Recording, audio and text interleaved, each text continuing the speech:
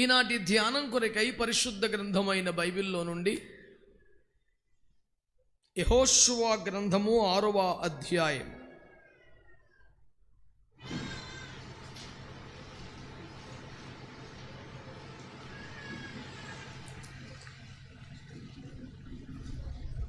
ఇరవై 23 నుండి 25 వరకు చదివి పెడతారా? యెహోషువ గ్రంథం 6వ అధ్యాయం 23 నుండి 25 వరకు. వేగుల వారైన ఆ మనుష్యులు పోయి రాహాబును ఆమె తండ్రిని, ఆమె తల్లిని, ఆమె సహోదరులను, ఆమెకు కలిగిన వారందరినీ వెలుపలికి తోడుకొని వచ్చిరి. ఆమె ఇంటి వారినందరినీ వారు వెలుపలికి తోడుకొని ఇశ్రాయేలీల పాలెము వెలుపట వారిని నివసింపచేసిరి. అప్పుడు వారు ఆ పట్టణమును దానిలోని సమస్తమును అగ్ని చేత కాల్చివేసిరి. వెండిని, బంగారును, ఇత్తడి పాత్రలను, ఇనుప పాత్రలను మాత్రమే యెహోవా మందిర ధనాగారములో నుంచిరి. రాహాబను వేశ్య ఎరుకోను వేగు చూచుటకు యెహోషువ పంపిన దూతలను దాచిపెట్టి ఉండెను గనుక అతడు ఆమెను, ఆమె తండ్రి ఇంటి వారిని, ఆమెకు కలిగిన వారినందరినీ బ్రతుకనిచ్చెను. ఆమె నేటి వరకు ఇశ్రాయేలీయుల మధ్య నివసించుచున్నది. దేవుడి వాక్యముల ద్వారా మనతో మాట్లాడునుగాక. అందరూ అన్నారు ఆమేనని? ప్రియులారా, కొంచెం సేపు మనం దేవుని వాక్యాన్ని ధ్యానం చేద్దామా? నేను మిమ్మల్ని అడిగాను, కొంచెం సేపు దేవుని వాక్యాన్ని ధ్యానం చేద్దామా? అది నాకు మీరు జవాబు చెప్పాలి. అది ఆ జవాబు నాకు వినబడాలి. కడుపులో చెప్పుకుంటే నాకు తెలవదు. రెండోది, మరి మీలో మీరు మాట్లాడుకోకూడదు. నెమ్మదిగా, ప్రశాంతంగా, నిశ్శబ్దంగా కూర్చోవాలి. సెల్ ఫోన్లన్నీ సైలెంట్లో పెట్టడమో, స్విచ్ ఆఫ్ చేయడమో చేశారా? అడిగేది మిమ్మల్నే. అటు కుదరదు నా దగ్గర అబ్బాయి. మిమ్మల్ని అడుగుతుంటే నాకు సంబంధం లేనట్టుగా దిక్కులు చూస్తారేమిటి? శూన్యంలోకి వెర్రి చూపులు చూడకూడదు. ఉత్తర ప్రత్యుత్తరాలు ఉండాలి బైబిల్లో. అర్థమైందా? అది మీ దెబ్బలు ఎలా ఉన్నారు బాబు? ఇదేంటిది? దేవుని స్తోత్రం, హల్లెలూయా.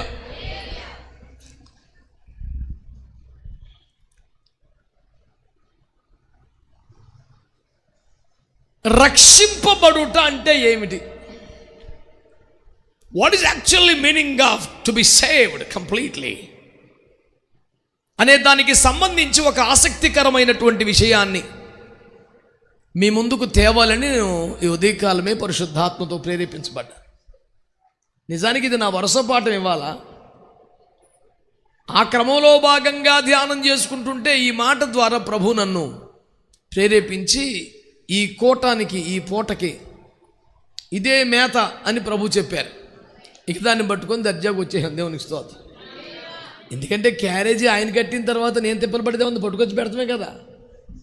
నువ్వే వండుకోరా అంటే మరి ఎట్లా కుదురుతుందో అని చిన్న టెన్షన్ ఉంటుంది. కనుక అది ఇది ప్రభువు పెట్టేసిన క్యారేజీని మోసుకొచ్చినంత వరకే, కానీ ఇందులో మన టాలెంట్ ఏమి లేదు.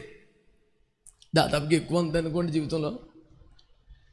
ప్రియులారా, అంశం ఏమిటంటే రాహాబు అనే ఒక చెడ్డ మనిషి, చాలా పాపి, ఘోరమైన వ్యక్తి, పట్టణ ప్రాకారం మీద నివసిస్తూ అనేక జీవితాలను, కుటుంబాలను నాశనం చేస్తూ తాను మాత్రమే సంపదను గడిస్తూ ఈ పాపం ద్వారానే వివిఐపీల జాబితాలో చేరిపోయింది ఆ మహామహిషి.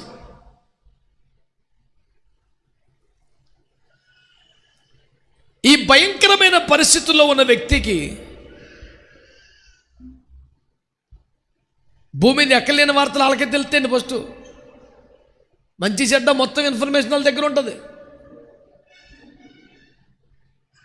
మంచి వ్యక్తులను, వార్తలను ఎటకారంగాను, పాపిష్టి వార్తలను మంచి మజాగాను ఆస్వాదించే మనుషులు. చూడవాడు ఇర్మియా వచ్చాడు. దేవుని స్తోత్రం.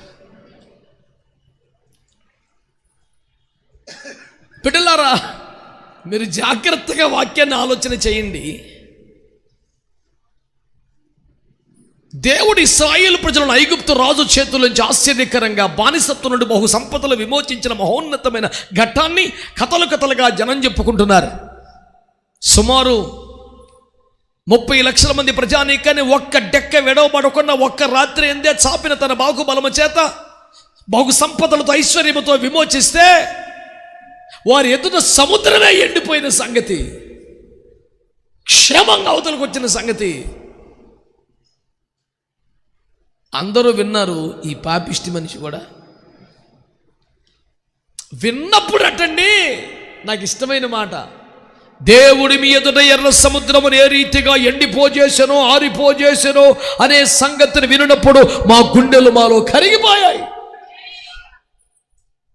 నేను ఒక కాన్ఫరెన్స్లో ఈ మాట మీద, పాస్టర్స్ కాన్ఫరెన్స్ మీద మాట్లాడాను.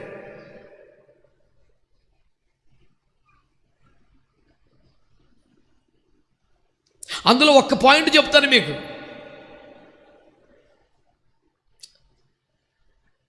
సువార్త పరిచర్యకు అద్భుతాలు అవసరమా అనేది టాపిక్. ఆ రోజు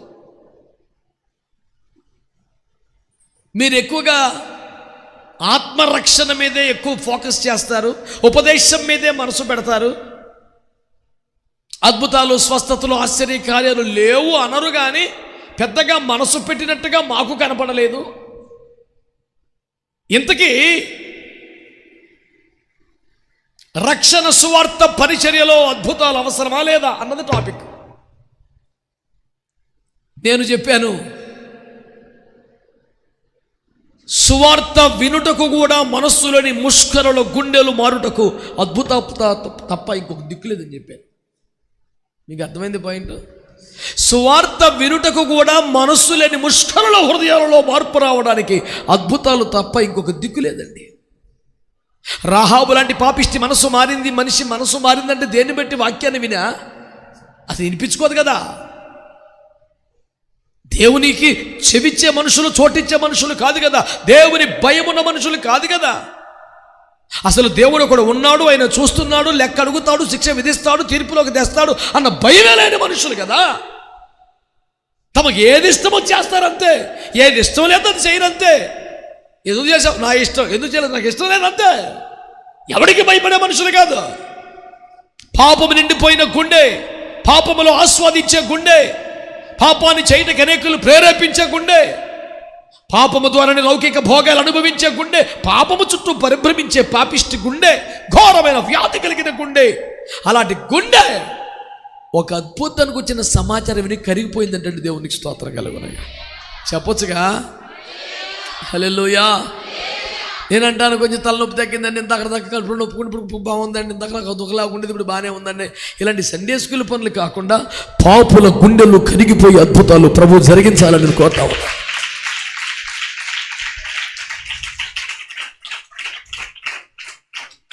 ఎర్ర సముద్రము పాయలేనప్పుడు మనం సంతోషపడతాం, కానీ దేవుడి సంతోషం కలుగుతుంది. దానికి చూసి స్వల్ప కార్యం అది. ఆయన పెద్ద లెక్కే ఉంది. అయ్యి భలే భలే అని దేవుడే చప్పట్లు కొట్టుకోవడం అక్కడ కూర్చొని. ఎర్ర సముద్రం పాయలవటం మనకు చాలా అద్భుతం, కానీ దేవుడికి చాలా స్వల్పకార్యం. ఆయన అంత ఆనందపడేదే ఉండదు. కానీ రాహాబు లాంటి వ్యక్తులు మారినప్పుడు నిజంగా దేవుడు సంతోషపడతాడు. అందులో ఎవరికి డౌట్ అక్కర్లా.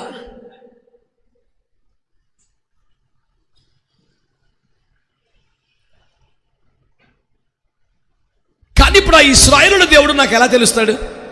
నేను ఆయన దగ్గరికి ఎలా వెళ్ళగలను? ఆయన శక్తిని గురించి విన్నాను, ప్రభావాన్ని గురించి విన్నాను, అద్భుత కార్యాలు విన్నాను, ఆశ్చర్య కార్యాలు విన్నాను.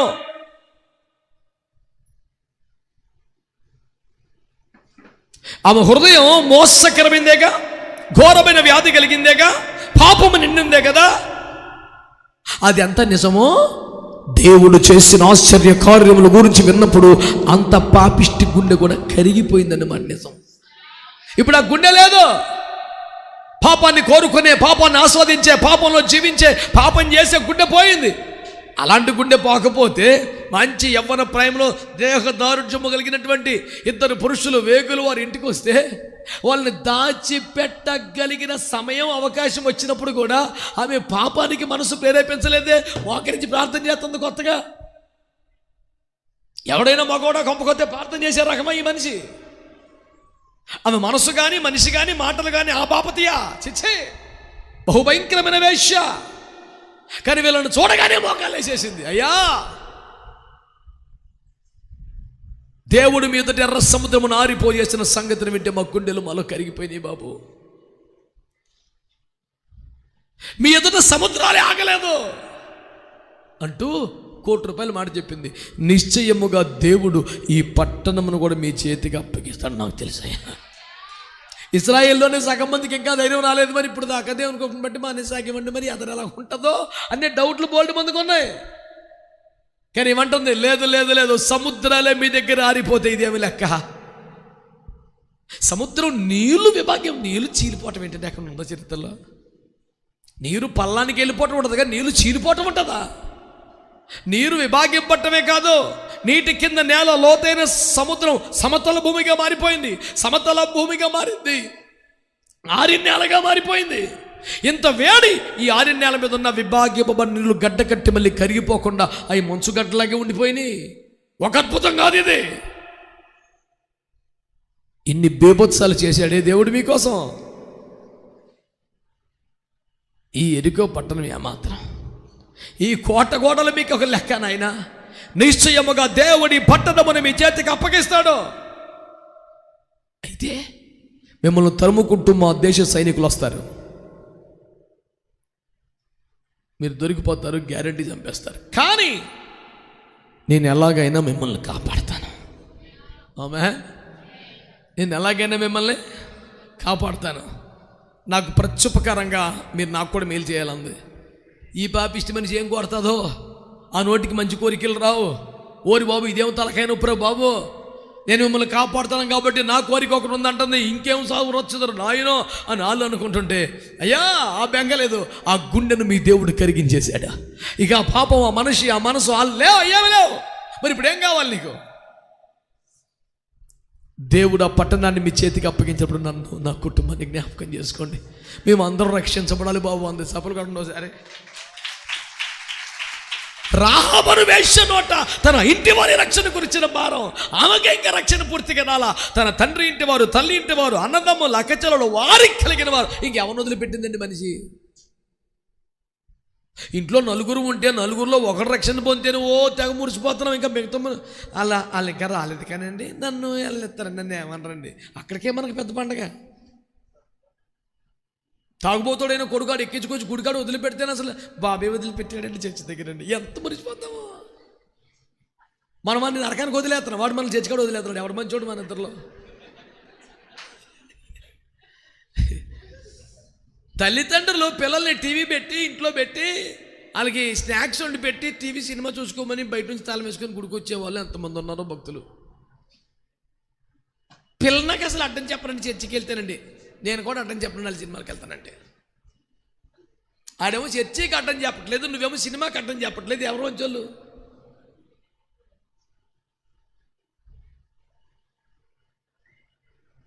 నిజముగా నీ గుండె కరిగితే ఆమేనండి.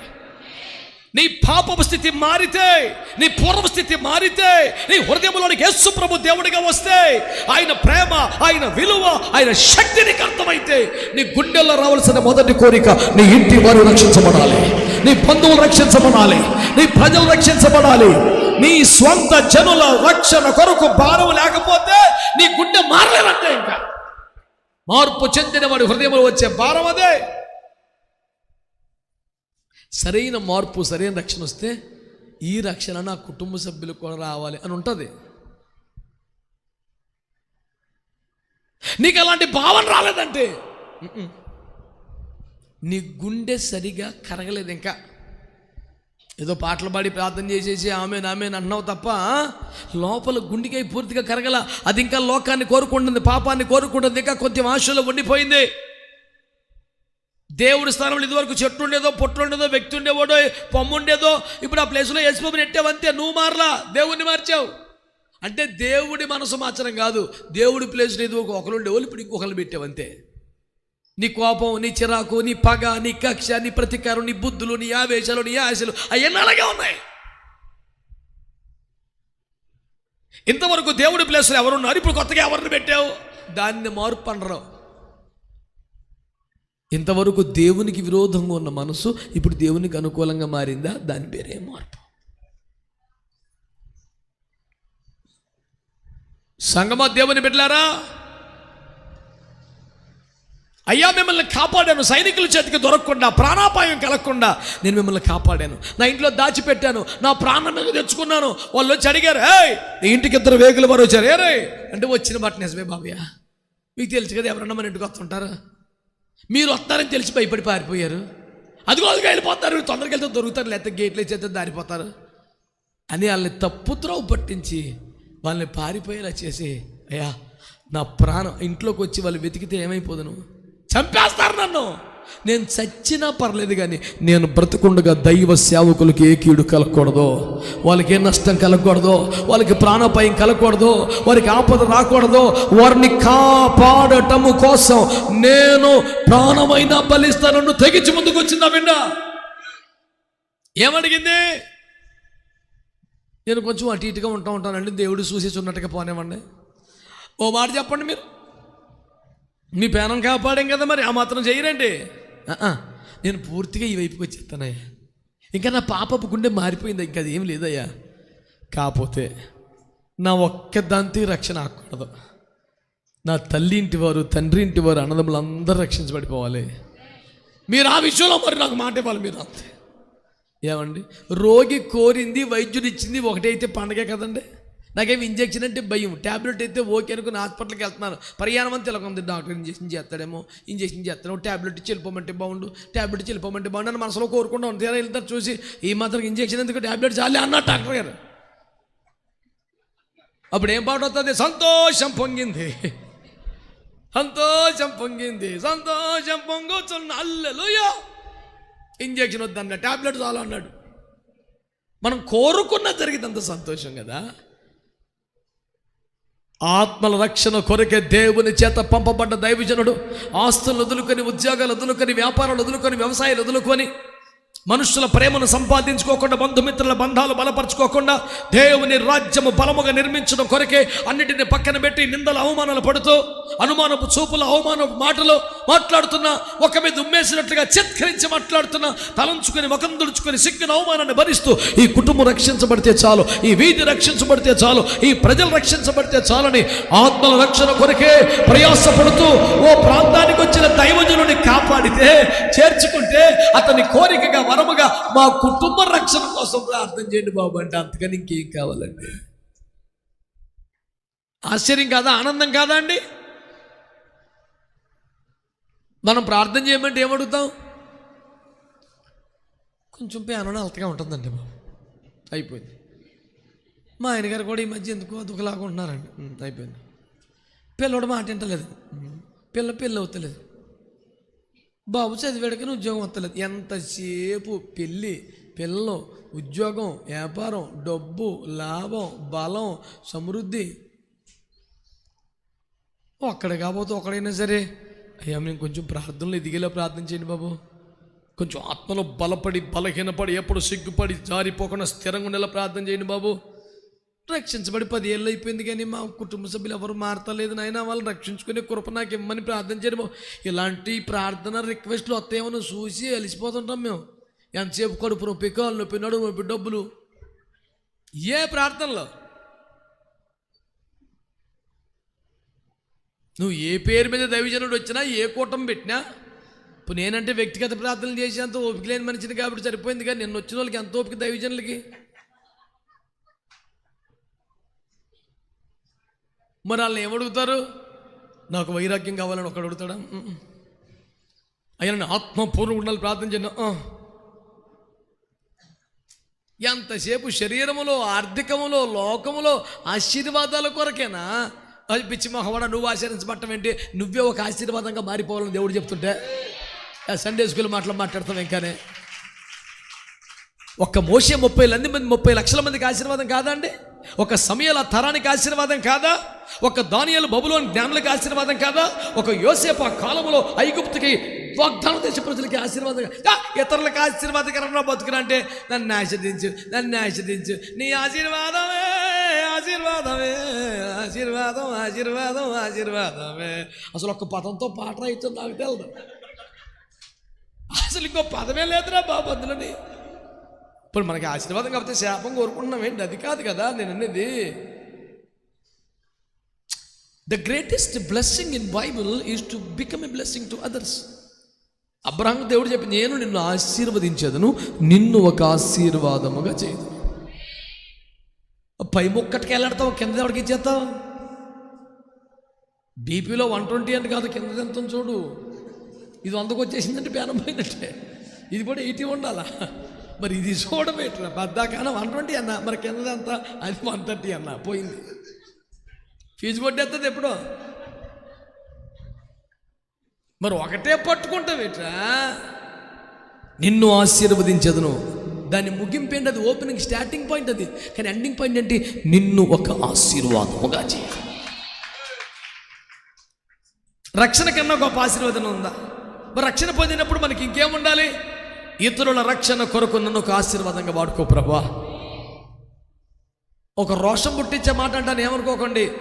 నిన్నగాక మొన్న మన పాపిష్టి వేష పనికిమాలి మనిషి అప్పటికప్పుడు మారితే ఆమె కూడా నశించిపోయి ఆత్మల పట్ల భారం వచ్చేసి ఎడుతుంది కదా. మరి ఇన్నేళ్ళ బట్టి గుళ్ళో చేస్తున్నాం, మనకి ఇంకా రాపోవటమేంటి భారం? పెద్ద బైబిల్ పెట్టుకుని పొలమును వచ్చేస్తావు భారతానికి, అన్నిటికీ ముందు నువ్వే. సందాసానికి తెలగొన్న పదే, ఏ కూటమైన పదే అని చెప్పాడు మొన్న. నాది కదా ఇది, నన్ను అనుకోకండి. యూట్యూబ్లో పాట పెట్టాడు, నాకు భలే సరదాగా అనిపించింది. పదే పదే నే పాడుకోనా ప్రతి చోట అన్నది పాట. దాన్ని నేను మార్చాడు. ఎలా మార్చాడు? పదే పదే నే వేసుకోనా ప్రతి కూటంలో పదేనంట. 10 కాయిందని దేవుడికి అంకితం ఇచ్చాడు. 20 కాయించి పైన ఆడియా. 10 కాంటో మార్కెట్లో వచ్చినా, ఏ పని మీద ఎక్కడ చిల్లర వచ్చినా 10 వస్తే మటుగా దేవుడి దగ్గర పక్కన పెట్టి 10 సమర్పయామి, 20 నుంచి మొత్తం స్వాహ. గుడిలో లింగాన్ని కూడా మింగే రకమీడు 10 కాయింత మట్టికి పక్కన పెట్టాడు. అవి పట్టుకెళ్తే పెట్రోల్ బంకులో మా ఇంకా ఎక్కదెక్క చూస్తున్నాడు వాడు. మొన్న 10 కాయితాలను రబ్బర్ బ్యాండ్ అట్టుకెళ్ళిపోతే ఆడు మా కుర్రడికి ఇచ్చి పంపిస్తే ఆడు బిల్లు కట్టాడు. మీ పాచకారా అని అడిగాడు. అవునండి, మరి అందుకే 10 కాయితాలు చూసి డౌట్ వచ్చింది అక్కడ. బెక్కి చచ్చిపోయింది, మరి ఏం చేయను?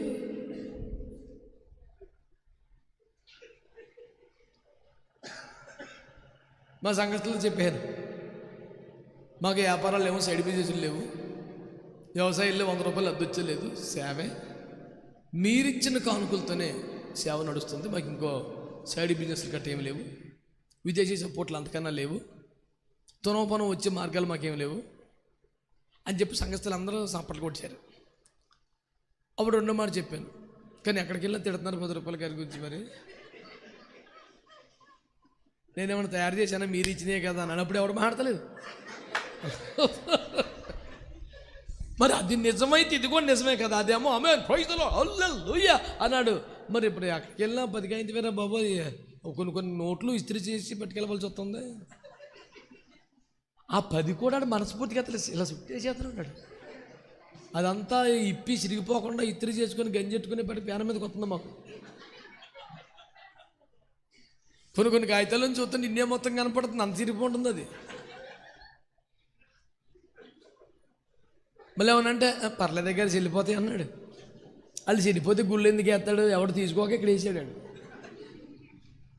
పదే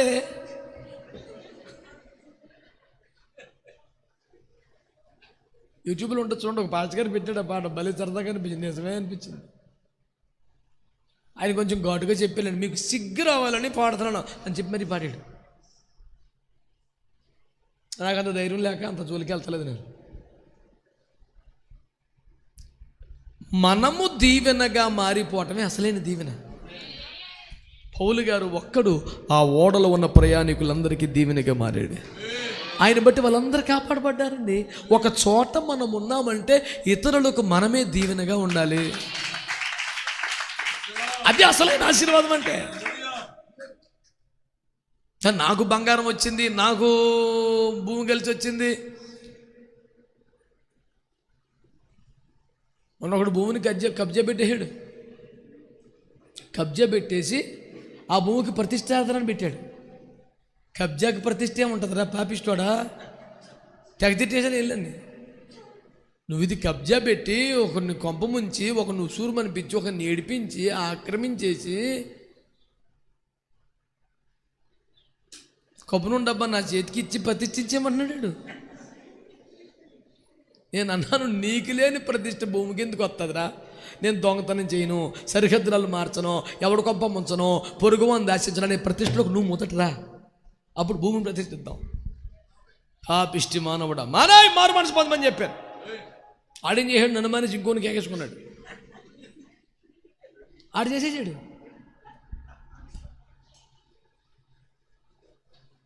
నేను ఫోన్ చేశాను, ఎరా తమ్ముడా అన్నయ్య, మరి నువ్వు రానన్నావు కదా అన్నయ్య. రానంటే ఆడు వస్తానన్నాడు. ఏరా అని అడిగితే ఆడికి ఈ విషయం తెలియదేమన్నాను. తెలిసిపోయిందని. మరి ఎందుకు వచ్చాడంటే నా బాబతే కదా, వచ్చేసాడు. గంతకు తగ్గ బొంత. చిచ్చి మేము అలా ఉండం అనేవాళ్ళు మాత్రం స్తోత్రం చెప్పండి. అయ్యారు సగం మంది చెప్పలేదు. ఇది టెస్ట్, ఇది మరి టెస్ట్ రిపోర్ట్ ఇలాగ వచ్చింది అయ్యారు. మరి నాకు సంబంధం. చిన్న మందా మీరు భయపడుడి, సరైన మార్పు రావాలి, లేకపోతే ఆడవచ్చేది యేసుప్రభు దగ్గర మామూలుగా ఉండదు. జాగ్రత్త. రాజీ పడొద్దు ఎవరో, రోషంగా బతకండి.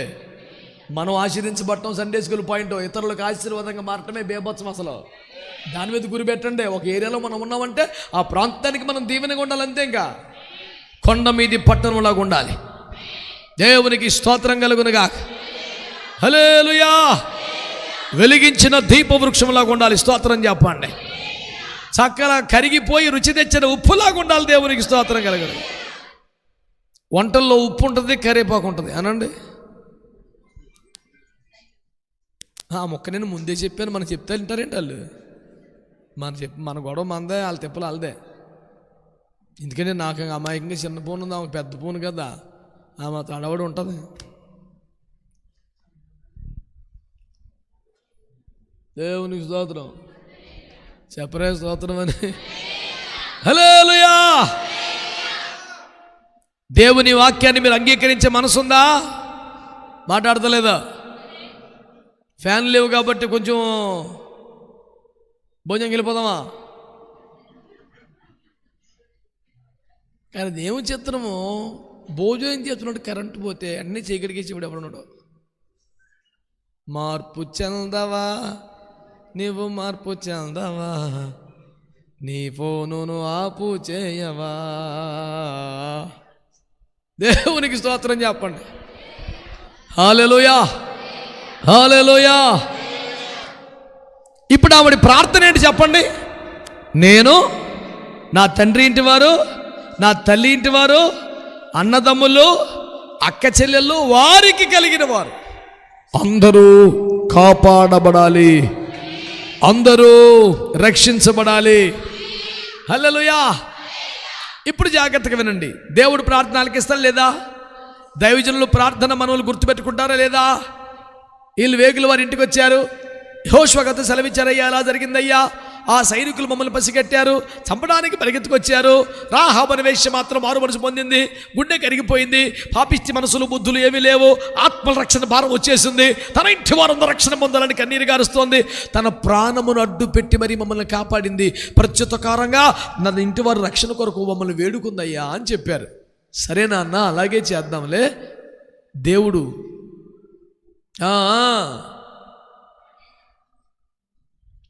చాలామందికి లేదు మారు మనసు, ఫోన్ లేకపోతే లేదు. ఇక మరి దెబ్బలు పడిపోతే ఇంకా దేవుని చేతిలో పడటం భయంకరం. మన చేతిలో పట్టడం అంత కాదు, కానీ కొద్ది గొప్ప ఉంటుంది. శాంపిల్స్ వస్తారు. దేవునికి స్తోత్రం. హల్లెలూయా. నియమించబడ్డ దినము రానే వచ్చేసింది. అద్భుతముగా దేవుడు ఆ పట్టణాన్ని వారి చేతికి అప్పగించి ఏర్పాటు చేశాడు. యాజకులు బుర్రలు ఊదుతున్నారు. అకస్మాత్తుగా యెహోషువ సైగ చేయగానే యాజకులందరూ బుర్రలు ఊదగా, జనులందరూ కేకలు వేయగా యెరికో పట్టణము ప్రాకారములు కూలిపోయాయి. చక్కగా ఎదురుగుండా ఎక్కిపోయి ఆ పట్టణమును స్వాధీనపరుచుకొని శపితమైన దాన్ని తగలబెట్టి అనేక అడ్డం వచ్చిన వారిని చంపివేసి గొప్పగా వాద చేసి ఆ పట్టణమంతా స్వాధీనపరుచుకున్నారు. అలా స్వాధీనపరుచుకున్నప్పుడు యెహోషువ అంటాడు, నాన్న ఆ రోజు మిమ్మల్ని ఇద్దరిని కాపాడింది కదా, తనను తన ఇంటి వారిని రక్షించమని వేడుకుంది కదా, ఆ ఇల్లు మట్టికి ఉంచి మిగతా ఇన్ని కూల్చేయండి అనలేదు. మరి అదే పట్టుకోవాలి పాయింట్. మీరు ఈ పట్టణమును దేవుడు మీ చేతికి అప్పగిస్తాడు మేము ఎరుగుదము గనుక మీరు దేవుడు మీ చేతికి అప్పగించిన నన్ను నా ఇంటి వారిని తల్లిదండ్రులు అందరినీ కాపాడము అని చెప్తే వాళ్ళు ఏం చెప్పారు, అలాగైతే ఆ దినమని అందరూ ఇదే మిద్దె మీద ఉండండి, ఎవరింట్లో ఆడుంటే మాకు సంబంధం లేదు అని చెప్పారు. ఉన్నారు. ఉన్న తర్వాత అరే 5 సమేతాలు చంపేయండిరా అనొచ్చు. ఫస్ట్లో అలాగే జరిగింది. కానీ ఏం జరిగింది తెలుసా? పట్టణమంతా వారి చేతికి అప్పగించబడ్డాక మొత్తాన్ని స్వాస్థ్యంగా లాక్కున్న తర్వాత శపితమైన దాన్ని పూర్తిగా అగ్నితో తగలబెట్టేసిన తర్వాత ఈ ఇల్లు మాత్రం ఉండిపోయింది కదా. మరి మీ ఇల్లు ప్రత్యుపకారంగా ఉంచేసాం కదా, అది పడుకుంటేద్దాం, ఈ పాటికి తగలెట్టేద్దాం, మరి మిమ్మల్ని బాగానే చూసుకున్నాం కదా, జాగ్రత్తగా బతకండి, ఉపకారం అయిపోయింది ఇంకా అనొచ్చుగా. మేలుకు ప్రతి మేలు చేసేసాం అనొచ్చుగా. మొత్తం దేశాన్ని తగలెట్టేశాక శపితమైన కాల్ చేశాక మొత్తం నాశనం అయిపోయాక మళ్ళీ దగ్గరికి వచ్చి రండి రండి అని ఆ మిద్దె మీద ఎంతమంది తమను తాము దాచుకున్నారో కాపాడుకున్నారో వాళ్ళందరిని వెంట పెట్టుకుని ఇశ్రాయేలీల పాలెములోనికి తీసుకొచ్చి వీరికి ఎదురుగా వారిని నివాసం చేయమన్నారు. సంతోషంగా స్తోత్రం చెప్పండి. లెక్క ప్రకారం ఊరంతా తగలెట్టేశారండి, వీరింటిని కాపాడారు, చాలు కదా ఉపకారం.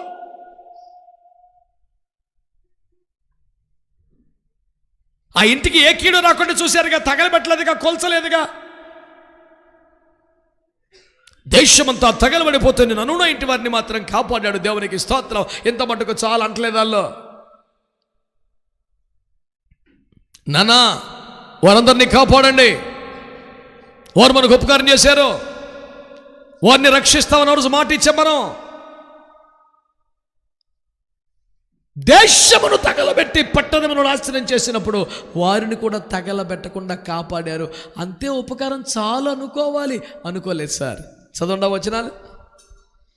వేగుల వలన మనుషులు పోయి రాహాబు ఆమె తండ్రిని ఆమె తల్లిని ఆమె సహోదరులు ఆమె కలిగిన వారందరినీ వెలుపలికి తోడుకొని వచ్చి ఆమె ఇంటి వారినందరినీ వారు వెలుపలికి తోడుకొని ఇశ్రాయేలుల పాలెము వెలుపట వారు నివసింపచేసిరి. చివరిలో ఆమె నేటి వరకు ఇశ్రాయేలీల మధ్య. ఇప్పుడు కొట్టాలి మీరు గట్టిగా సప. ఎరుకో పట్టణమంతా కూలిపోయినప్పుడు, ఎరుకో పట్టణమంతా నాశనం అయిపోయినప్పుడు, ఎరుకో పట్టణమంతా తగలబెట్టబడినప్పుడు ఆమె ఇంటిని మాత్రం కాపాడారుగా, కీడు రాకుండా చూశారుగా, అపాయం కలగకుండా మేనేజ్ చేశారుగా. కాపాడబడిన కీడు రాని ఆ ఇంట్లో హాయిగా ఉండు అనొచ్చుగా.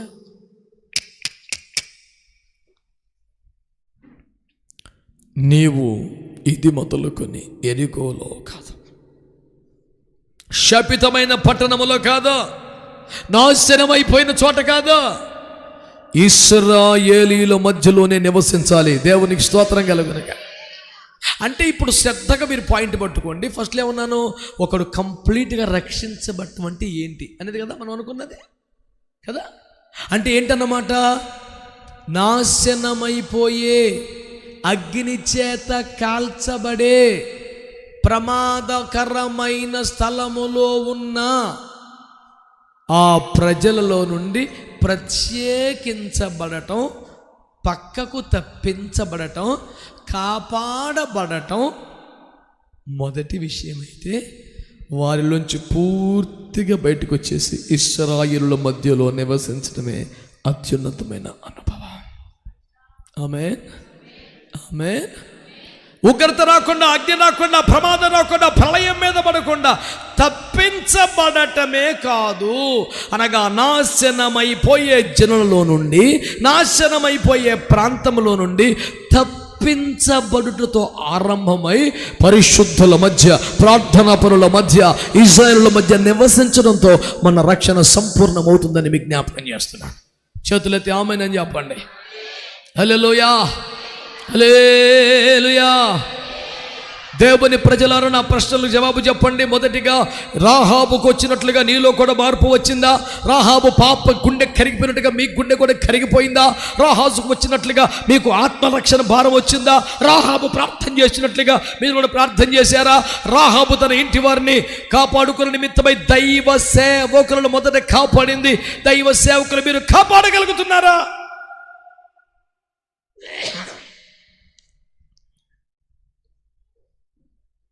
నీ కలిగిన వారందరినీ కూడా కాపాడబడే మిద్దె మీదకు రప్పించగలుగుతున్నావా? అమ్మా, పెదనాన్న, చిన్నాన్న, మావయ్య, తమ్ముడు, చెల్లె, ఈ పట్టణం మీదకి దేవుని ఉగ్రత రాబోతుంది. దేవుడు తన చేతులకి, తన సేవకుల చేతులకి దీన్ని అప్పగించబోతున్నాడు. నాశనం కాబోయే ఆ పట్టణములోంచి మీరు కాపాడబడాలంటే మీరు దైవజనులు కాపాడబడిన, దైవజనులు వాగ్దానం చేసిన, దైవజనులు నివసించిన, దైవజనులు గురుతు దారమును, ఎర్రని తొగరు దారమును కట్టిన ఈ మిద్దె మీదకి మీరు వచ్చేసేయండి. అప్పుడే మీరు కాపాడబడతారని తన ఇంటి వారిని, బంధుమిత్రులను సమకూర్చడం ప్రారంభించిన దేవునికి స్తోత్రం చెప్పండి. హల్లెలూయా. ఓ దైవ సేవకుల పట్టణమును ముట్టడి వేయక ముందే, 7 సార్లు కోట చుట్టూ తిరగక ముందే, స్తుతి కేకలు వేయక ముందే, బూర శబ్దము చేయక ముందే, ఎవరైతే రక్షణ ప్రణాళికలో ఉన్నారో, తన బంధుమిత్రులు ఎవరైతే ఉన్నారో వారందరినీ మిద్దె మీదకి తెచ్చేసింది. దేవుడు ఆశ్చర్యకరంగా వారిని కాపాడాడు. దేవుడు ఆశ్చర్యకరంగా వారిని కాపాడాడు. కానీ అందరితో పాటు నాశనమవ్వకుండా కాపాడటమే రక్షణ కార్యములో మొత్తము కాదు, ముగింపు కాదు, అది స్టార్టింగే. మరి ముగింపేంటి? ముగింపేంటి? ఆ శపితమైన ఎరికోలు నుంచి బయటకు వచ్చేసి ఇశ్రాయేలుల మధ్య నివసించడమే రక్షణ యొక్క పరిపూర్ణానుభవం. ఆమేన్, ఆమేన్. నువ్వు ప్రభువుని నమ్మావా? నమ్మానండి. మారుమనసు పొందావా? పొందానండి. బాప్తిసం పొందావా? పొందానండి. మరి శపితమైన అనుభవాల నుంచి పూర్తిగా బయటకు వచ్చేసి పరిశుద్ధుల మధ్య, ప్రార్థనా పరుల మధ్య, ఆత్మీయుల మధ్య, దైవజనుల మధ్య నీవు కూడా నివసిస్తున్నావండి. ఇంకా లేదండి. నువ్వు సంపూర్ణంగా రక్షించబడినట్టు కాదు. అక్కడ ఎప్పటికైనా ప్రమాదమే, ఎప్పటికైనా ప్రమాదమే. వరదల్లో కొట్టుకుపోతున్నావు, నది మధ్యలో ఇరుక్కుపోయావు. ఆ భయంకర ప్రవాహంలో కొట్టుకుపోకుండా ఓ చెట్టు దొరికింది, దాన్ని పట్టుకున్నావు, బతికిపోయావు. కాబట్టి చచ్చిపోయేదాకా చెట్టు దగ్గర ఉంటావా? నువ్వు రక్షించబడుట, కాపాడబడుటలో ఆ చెట్టు ఒక చిన్న మొదటి మెట్టు మాత్రమే. కొట్టుకుపోకుండా ఆపటం వరకే. నెక్స్ట్ నువ్వు క్షేమంగా ఏ హెలికాప్టర్ ద్వారానో ఏదో విధంగా ఒడ్డుకు రావాలి.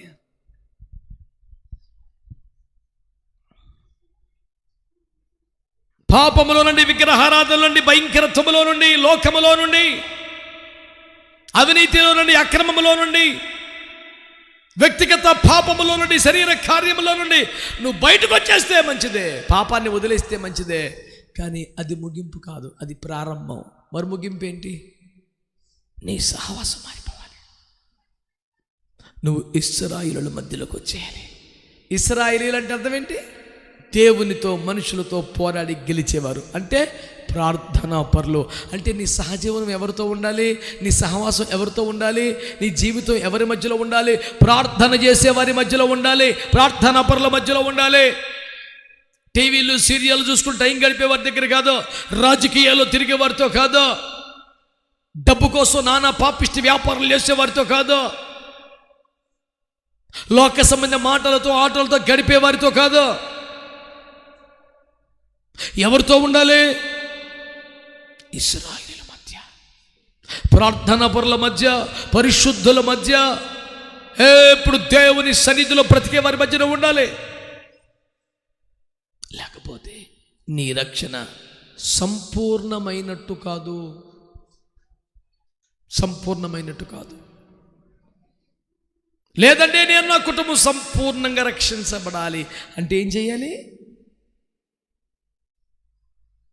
ఎరికోలో నుంచి పూర్తిగా బయటకు వచ్చి ఇశ్రాయేలీయుల మధ్యలో నీవు నివసించడం ప్రారంభించాలి.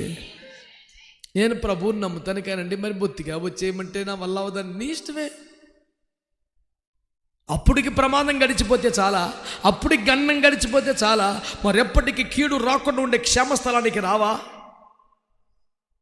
దేవుడు కోరుకున్న సన్నిధికి రావా? దేవుడు ఏర్పాటు చేసుకున్న స్థలానికి రావా?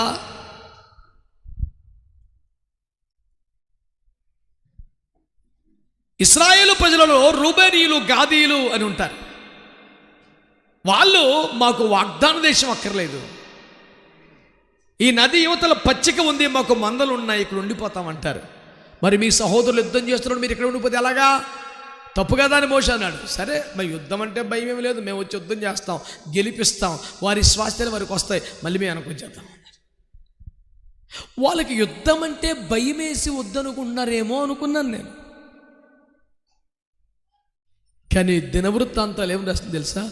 గాదీయులు యుద్ధమందు ప్రవీణులు అని రాసింది. ఓరి నాయన, వీరు యుద్ధమందు ప్రవీణులయ్యుండి కూడా, యుద్ధము చేసి తమ వారిని గెలిపించి కూడా మళ్ళీ వెనకొచ్చారు. కారణం యుద్ధం అంటే భయం వేసి కాదు, అసలు వాగ్దాన దేశం అంటే ఇష్టం లేదు వాళ్ళకి. నది దాటి అవతల జీవించాలని కోరిక లేదు వాళ్ళకి. దేవుడు కావాలి, దేవుని ప్రేమ కావాలి, దేవుని కృప కావాలి, కానీ నది అవతలే బతకాలి. పట్టణము దాటి రావడానికి మనసు లేదు వాళ్ళకి. బర్జలే కూడా ఏమన్నాడు? అయ్యా, నీవంత ప్రత్యుపకారం నాకు చేయటం ఎలా? నది దాటి కొంచెం దూరం వస్తాను, కానీ అంతఃపురం దాకా రాను, రాజనగరకు రాను, మళ్ళీ కష్టపడి నది దాటి యువతలకు వచ్చేస్తాను. 85 సంవత్సరాల వయసులో యోర్దాను నది 2 సార్లు దాటడానికైనా కష్టపడతాడంట, కానీ దైవజనునితో, రాజుతో అంతఃపురాన్ని దర్జాగా బతకడానికి మాత్రం మనసు లేదు. సంపూర్ణంగా రక్షించబడటం అంటే ఏంటి? సంపూర్ణంగా దీవించబడటం అంటే అర్థం ఏంటి? మీరు ప్రభువుని నమ్మటంతో సరిపోదు, విగ్రహారాధన మానేస్తే సరిపోదు, వ్యభిచారం, మద్యపానము, దొంగతనము, అవినీతి, అక్రమ సొమ్ము వదిలిపెడితే సరిపోదు. నీ సహవాసం మారిపోవాలి. ఆ మాట చెప్పండి గట్టిగా. ఏం మారిపోవాలి? పరిశుద్ధులతో నువ్వు జీవించాలి, ప్రార్థన చేసేవారితో జీవించాలి. లోక సంబంధమైన వ్యాపకాలు ఉన్నవారితో నీకు మంచిది కాదు. అద్భుతాలు నమ్మని వారు, ప్రార్థన చెయ్యని వారు, సన్నిధికి రానివారు, విశ్వాస ప్రకారం జీవించని వారు, ఉపదేశంలోనికి రానివారు, లౌకిక వ్యవహారాల్లో, ఆచార సంబంధాల్లో ఉండిపోయేవారితో నీకు అది మేలు చెయ్యదు. నీకు ఎప్పుడు సంపూర్ణ రక్షణ అంటే ఇశ్రాయేలీయుల మధ్య నివసిస్తేనే అది నీకు సంపూర్ణ రక్షణ. దేవుని వాక్యం తెలియజేస్తుంది. దేవునికి స్తోత్రం చెప్పండి ఒకసారి. ఆమేన్, హల్లెలూయా, హల్లెలూయా. కనుక ఈ రక్షణ పండుగలలో నీకు సంపూర్ణ రక్షణ ఏది? నీ రక్షణ ఒక పండుగగా ఎప్పుడు మారుద్ది అని అంటే వాక్యములో తేటగా తెలియచేసిన అంశం, నీ గుండె కరిగిపోవటం. 2, దైవ సేవకులను కాపాడటం. 3, ఆత్మల భారముతో వారి కోసం ప్రార్థన చేయటం. 4, నీ వారినందరినీ ఈ అనుభవంలోనికి నడిపించుకోవటం. 5, నీ కిటికీకి ఎర్రని దారం సాక్ష్యం చూడగానే కనపడాలి, ఇది రక్షణ పొందిన కుటుంబం. 7వది, చివరిది, అసలు ఎరుకోని వదిలేసి ఇశ్రాయేలు మధ్యలో జీవించటం. 7 అనుభవాలు వస్తేనే ఏంటది? రక్షణ సంపూర్ణం. మేము ఆదివారం అంటే ప్రభువుకి వస్తాం, కానీ ఏదైనా ప్రత్యేక ప్రార్థన పెట్టే ప్రభు దగ్గరికి వస్తాం. బాప్తిసం అంటే పొందేశాం, కానీ మరి కొన్ని ఆచారాలు అండి, సాంప్రదాయాలు, డబ్బుల కోసం అండి, బంధాల కోసం అండి, రాజకీయాల కోసం అండి, ఆస్తుల కోసం అండి, మీ ఇష్టం. ఎరుకో పట్టణము తగలబెట్టబడబోతుంది, అదంతా అగ్ని చేత కాలిపోబోతుంది. మీకు తెలుసో లేదో, అక్కడి బంగారం కూడా కాల్చిపెట్టబడబోతుంది. మళ్ళీ పైకి ఎత్తబడకుండా అక్కడి గుమ్మములు కాల్చివేయబడతాయి. ఎవడైనా తెగించి మరి పడిపోయిన గుమ్మలు నిలబెడతాడు, జ్యేష్ఠ కుమారుడు చచ్చిపోతాడు. చాలా డేంజర్ అదే. నాశనము కాబోతున్న, ఉగ్రత పాలు కాబోతున్న లోకములోనే కొనసాగుతావా? కాపాడబడే దేవుని సంఘములోనికి వచ్చేస్తావని ఇష్టం. నోవహు ఓడ చాలా బాగుంది, నోవహు చాలా మంచివాడు, ఆయన చాలా పరిశుద్ధుడు, పెద్ద మనిషి చాలా గొప్పవాడు, వీటి వల్ల ఎవరికి రక్షణ లేదు. ఓడ లోపలికి వస్తేనే రక్షణ వస్తుంది. ఆమేన్. దేవుని ప్రజలారా, మీరు ఆలకిస్తున్నారు ఈ మాటల్ని. ఈ అనుభవంలో నువ్వు ఎక్కడున్నావు? నీ పాపపు గుండె కరిగిపోయిందా? ఇంకా పాపం మీద ఆశ కలుగుతుందా? ఆత్మరక్షణ భారం వచ్చిందా లేదా? దైవ సేవకులను కాపాడుతున్నావా? సేవకులకి ఇంత ఉపకారం చేసే మనసుందా? వారు ఆపదలో, ప్రమాదంలో, కిడిలో ఉంటే నాకేం సంబంధం లేదని చూస్తున్నావా? కాపాడే ప్రయత్నం చేస్తున్నావా? నీ ఇంటి వారి రక్షణ కొరకై ప్రార్థనలు ప్రారంభించావా?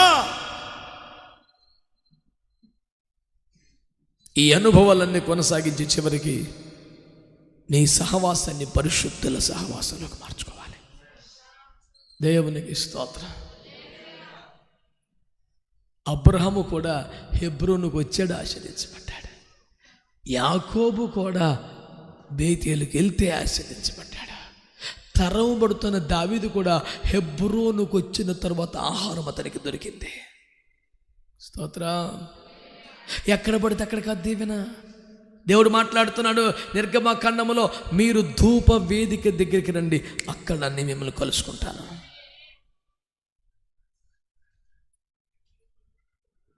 అక్కడికి వస్తేనే నీకు ఆశీర్వాదం. కనుక దేవుని వాక్యాన్ని మంచిగా అర్థం చేసుకోండి బిడ్డలారా.